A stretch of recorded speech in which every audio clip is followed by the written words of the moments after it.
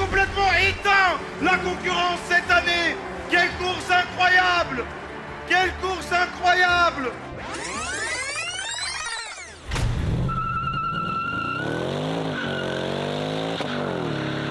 Mesdames et messieurs, bonjour à tous et à toutes et bienvenue pour cette deuxième édition du GP Explorer. On est ici ensemble pour la journée, on va vivre des moments extraordinaires. Cette journée s'apprête déjà à être historique. Énormément de monde déjà installé ici en direct du Mans. J'espère que vous allez bien, prenez place vous aussi, on s'occupe de tout. Vous allez être traités comme des rois, comme des chefs aujourd'hui. J'espère que vous entendez déjà la foule, ça va être dingue ce qu'on va vivre aujourd'hui. 24 pilotes se sont mis au défi de s'affronter aujourd'hui lors d'une course exceptionnelle. 12 écuries, une seule place.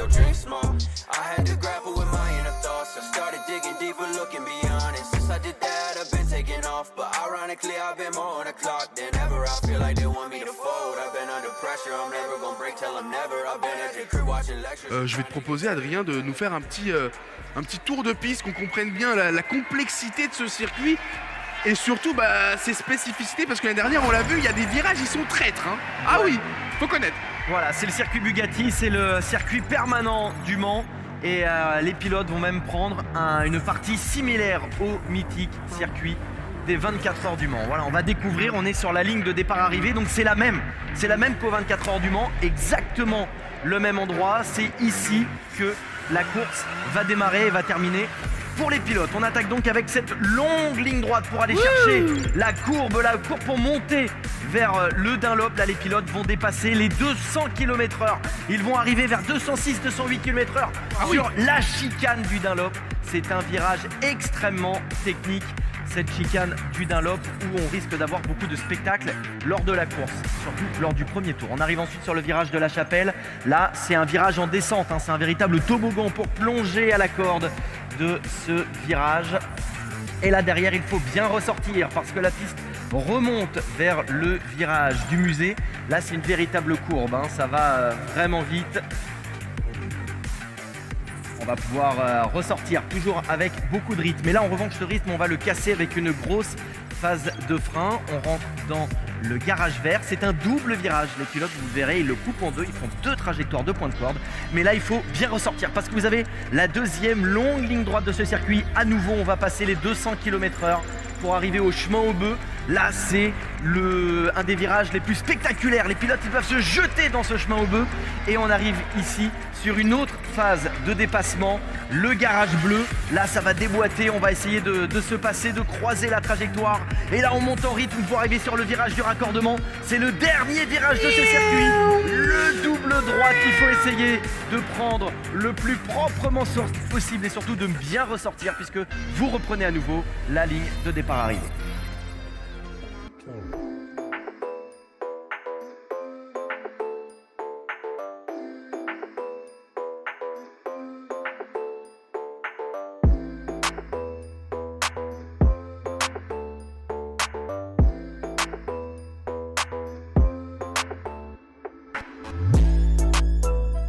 Oui, c'est les derniers moments de préparation. Effectivement, là, les pilotes vont essayer de prendre des repères, refaire un petit peu leur gamme, mais surtout, il va falloir s'habituer aussi au public. Parce que lorsqu'ils se sont entraînés, il n'y avait pas de public, forcément. Oui. Les tribunes étaient vides. Et là, peut-être sur les points de repère, il va peut-être y avoir des petits changements comme ça. Donc, c'est très, très bien. Nous aussi, on va se chauffer avec les pilotes sur ces essais libres.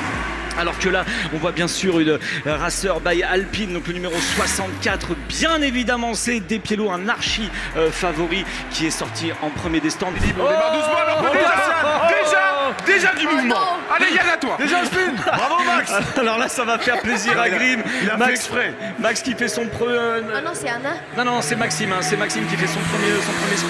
Ah, Le nom des pilotes est bien marqué sur les halos. Hein. Vous savez, hein, cet arceau de protection. Donc voilà, en plus, on va revoir ça au ralenti. On est sur la chicane d'un Dunlop, légèrement en montée, enfin même une bonne montée, un bon dénivelé. Il met le pouce, il a bien freiné pour les mesures de sécurité.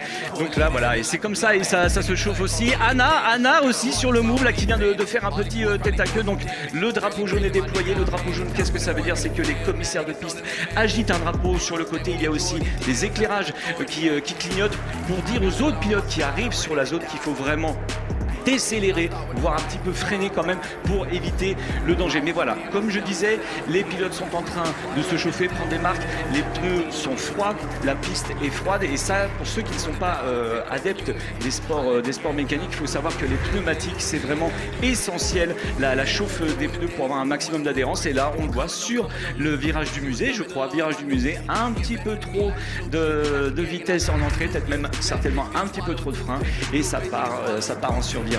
Attention, Théo Juice qui a dû se faire une petite frayeur là, ça a touché malheureusement. Drapeau jaune, il reste 13 minutes 13. Il a eu peut-être une petite surprise à la sortie de la courbe Dunlop. J'avais un petit peu de mal en plan serré à voir où il était, mais c'était bien la sortie du Dunlop. Attention, on s'en souvient l'année dernière de cette courbe. Joyka s'en souvient très très bien. Et donc voilà, on le voit, il rentre au Dunlop.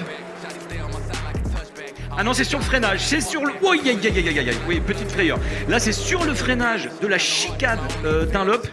Et mesdames et messieurs, on a la première surprise de la journée. Si je vous dis BMW M3, ça vous fait penser à quoi, mesdames et messieurs? BMW M3 dans le chat, je pense que vous venez déjà de comprendre. Et bah vous savez quoi? On va carrément aller se connecter avec le véhicule. Oh oui. On va laisser la main à GMK qui est accompagné, je crois, d'un super invité. Oh, ça part! Ça part GMK, je crois qu'accompagné d'Inox Tag. Si on peut se connecter on board. Qu'est-ce qu'ils font? Oh là là! Incroyable! Amuse-toi mon frérot! Oh là! J'adore ce que je vois! Elle a le feu au derche. Merde! Mec, c'est trop bien!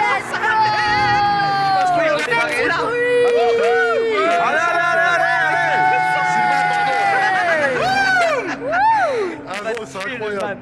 Arrête de me toucher à la cuisse, gros! On est sur un circuit là, il y a des gens qui regardent! T'es un ouf, putain! Attends, c'est là les stands, non? Wesh, gros! Non, mais là, tu vas dans le bac à sable! Mais non, c'est les stands, ça, gros! Ça fait un bruit différent, forcément! Waouh! Du bruit pour Théo Pourchère et Victor Martins!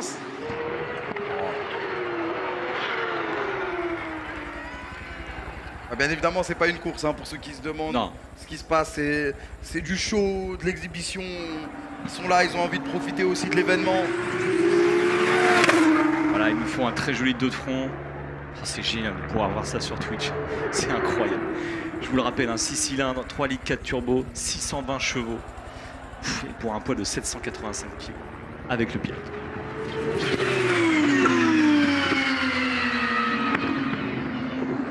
Et là, la ligne droite tout à l'heure était frustrée. Et on va la voir, la ligne droite. On va la voir. N'hésitez pas, ils vont peut-être pas vous entendre, mais n'hésitez pas quand même à faire un maximum de bruit pour les remercier. Nos pilotes français, nos pépites de la F2. C'est parti pour la ligne droite.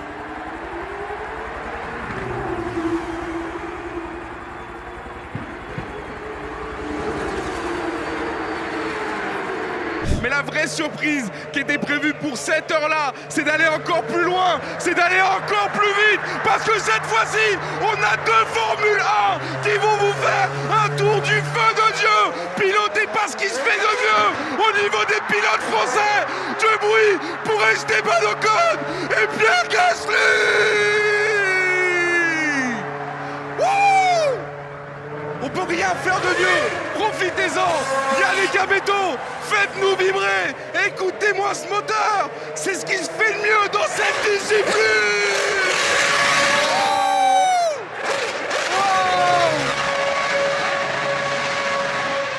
C'est incroyable, c'est incroyable. Alors là, on va vous laisser vraiment profiter. Excusez-nous pour tout à l'heure, mais c'est vrai que j'étais emballé. On est sur des F1 de 2012. Ce sont des V8 de 750 chevaux, pilotés par ce qui se fait de mieux. C'est ce qui se fait de mieux en France. Et Esteban Ocon, Pierre Gasly. Allez, pour vos oreilles et pour vos yeux. Profitez.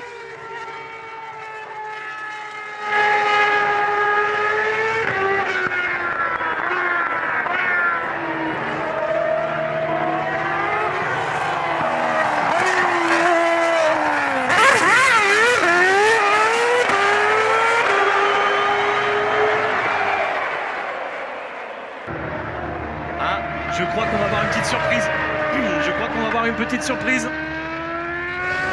Qu'est-ce qui va se passer? C'est le donut. C'est le donut. C'est une tradition dans le sport automobile pour les choses. C'est le donut, c'est le beignet. Ça régale. C'est un truc de dingue ce qu'on voit. Oh là là là là. Oh, le V8 comment ça chante. Ah ouais, là c'est incroyable. Là c'est vraiment incroyable.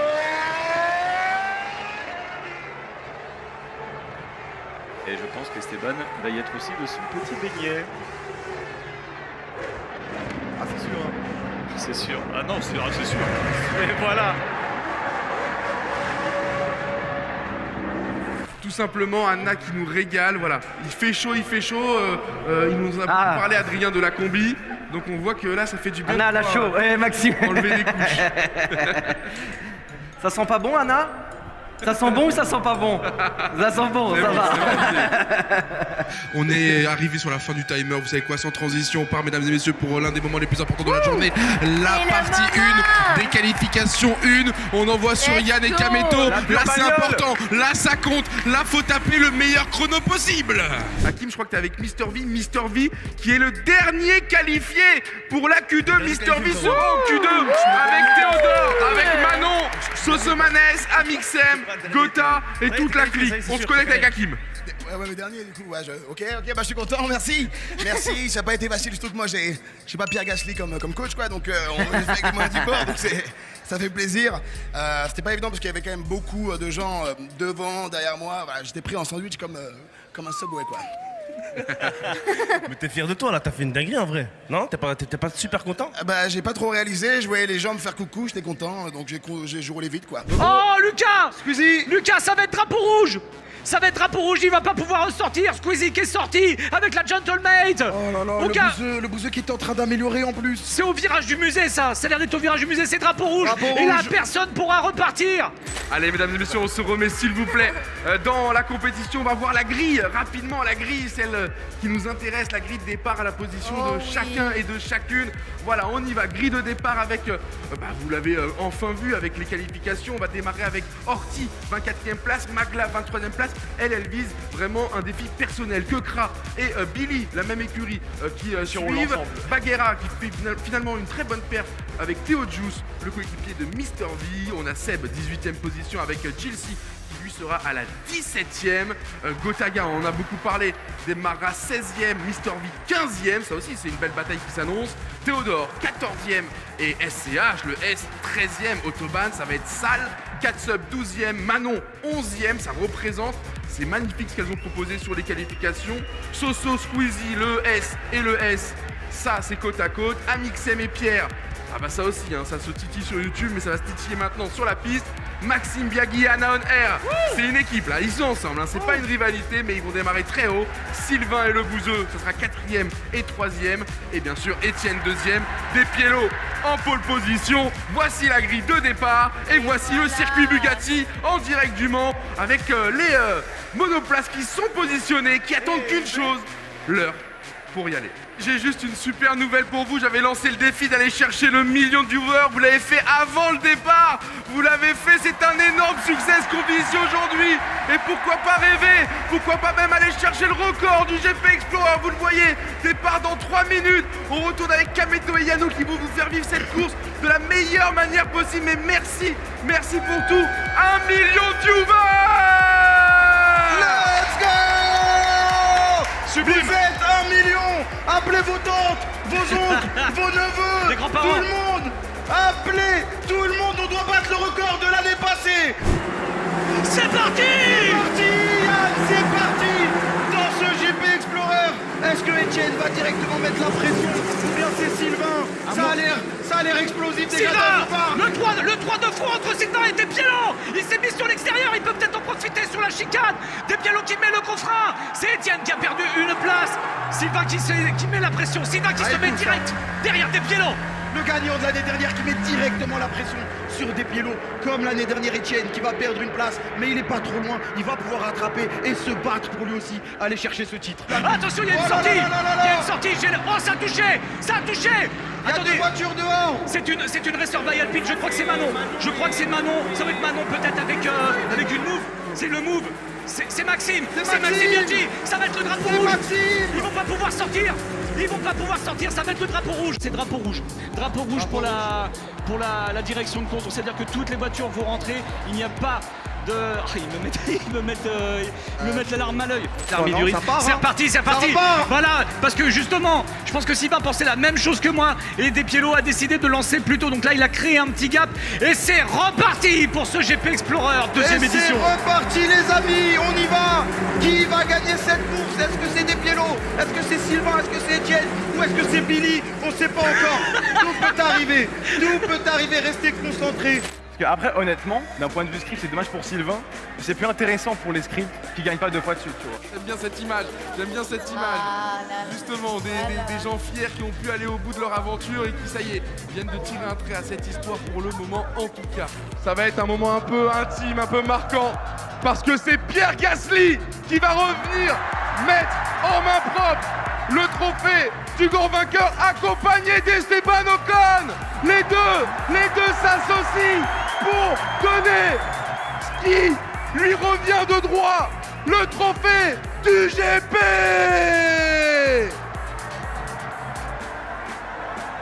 Waouh, c'est une dinguerie cette année. Wouh, Despiello, le grand vainqueur, c'est lui. C'était une expérience humaine formidable. Je pense pouvoir parler au nom de tout le monde ici, on s'est régalé. On n'a jamais vu un public comme ça. Vous avez battu le public de l'année dernière, bravo, vous pouvez être fiers de vous. En même temps, c'est un peu le même aussi. Il y a la moitié, c'est les mêmes. Merci.